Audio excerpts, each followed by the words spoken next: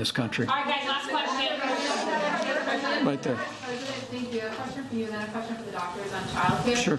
On the campaign, it really does sound, though, like you're saying, do as we say, not as we do. You're telling people to listen to local officials, but in Tulsa, you defied local health officials to have an event that, even though you say it didn't result in a spike, dozens of Secret Service agents, dozens of campaign staffers are now quarantined after positive tests. And then in Arizona, one of the hardest hit states, you packed a church with young people who weren't wearing masks. So how can you say that the campaign is not part of the problem that Dr. Fauci laid out? Well, I want to remind you again that the freedom of speech and the right to peaceably assemble is enshrined in the Constitution of the United States. And even in a health crisis, the American people don't forfeit our constitutional rights. And working with state officials, as we did in Oklahoma and as we did in Arizona, we're creating settings where people can choose to participate in the political process. And we'll continue to do that. I think it's really important that we recognize how important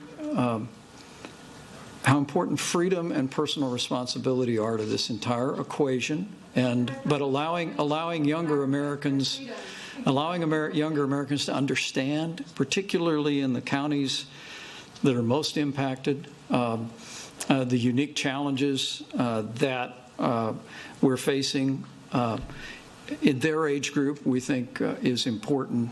But look, it's so important that we recognize that as we issued guidance to reopen America now 2 months ago, and now as all 50 states are opening up our country again, people are going back to work, American everyday life is being restored kind of one step, one day at a time. I think it's important that we remind ourselves this is not a choice between the health of the American people and a strong economy.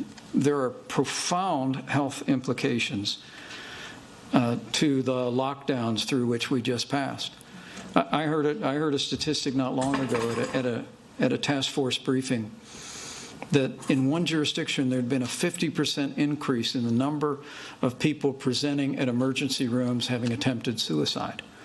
I mean, there are profound mental health issues. There are profound economic issues, people needing to be back to work.